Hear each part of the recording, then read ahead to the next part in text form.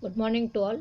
I am Dr. K. Suvadi, Assistant Professor and Head, Department of Economics, KCS Kasna College of Arts and Science. Today my topic is national income. What is meant by national income? National income is the money value of all the final goods and services produced by a country during a period of 1 year. An economy produces millions of goods and services to the people. If we find out the aggregate value of these goods and services produced in a given period, that is a financial year, we can get the national income of the country. The national income statistics are one of the important indicators of the economic development. Definition. According to the National Income Committee 1951 defined, a national income estimate measures the volume of commodities and services turned out during a given period counted without duplication. Next one, per capita income. While the national income tells about the production of goods and services in the country, per capita income tells about what is available to individuals in the country. Per capita income means the average income of the people of the country in a particular year. Per capita income is calculated by national income by population. Next one, methods of calculating national income. The national income of the country can be calculated by three methods. They are product method, income method and expenditure method. First one, product method. In this method, the total value of all the goods and services produced in a country is calculated during the financial year. This method also called value added method. The goods and services produced may be valued at market price or at factor price. If the commodities were valued at market price, we would get national income at market price. If the commodities were valued at factor price, we would get national income at factor cost. The main sectors production value is added up: agriculture, manufacturing, construction, transport and communication, banking, administration and defense. Next one, income method.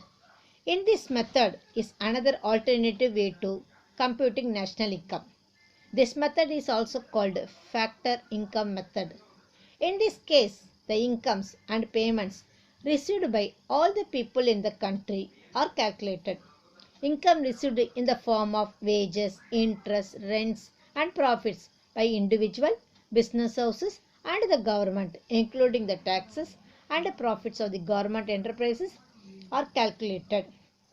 Next one, expenditure method. The expenditure method measures national income as total spending on final goods and services produced within nation during a year. In this method, to add up all the expenditure made for final goods and services at current market prices by household, firms and government during a year. Next one, difficulties in the calculation of national income. There are so many difficulties to calculate the national income. First one, non-availability of statistical materials.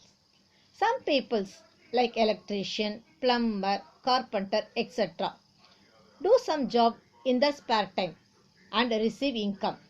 The state finds it very difficult to know the exact amount received from such services. This income should be added to the national income, but it is no proper record due to lack of full information not received in the statistician.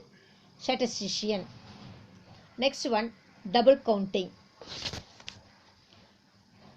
It is also the major problem in the calculation of national income. Double counting refers to the commodity being included in national income estimate more than once. For example, suppose we calculate the money value of the bicycle produced in a year in the computation of national income. At the same time, we calculate the value of iron and steel produced in the economy used in industries. The value of iron and steel has entered twice. Firstly as iron and steel, secondly the value of bicycle. To solve this problem, only value of final goods and services should be considered. Next one, self-consumed border consumption. Some of the transactions are done without the use of money. For example, in India, particularly in the agriculture sector, cultivated goods mostly consumed by the producers themselves are exchanged for other goods. So the output in agriculture is likely to be ignored in the computation of national income. Next, no systematic accounts maintenance. Most of the producers and small enterprises or entrepreneurs are illiterate and ignorant who carry on production on very small scale at a family levels without maintaining accounts or no idea about the account maintenance. This makes the task of computation of national income still more complicated. Next one, no occupational classification. There is no occupational specialization in the underdeveloped countries. People receive income by working in various capacities. One person sometimes works in carpenter and at another time at mansion. The statistician cannot accurately measure the income of such persons.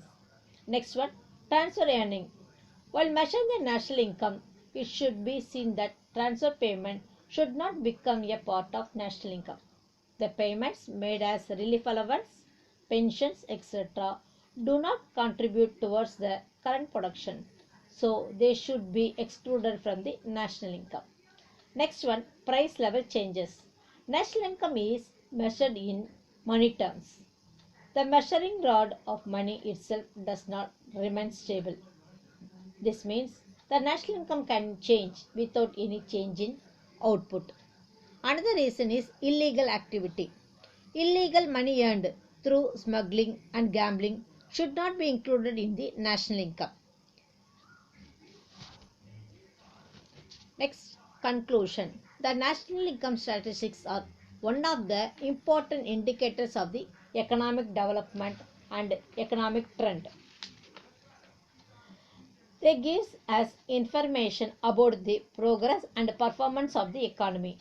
The study of national income helps us to know identify the standard of living of the people, income per head, and extension of economic growth.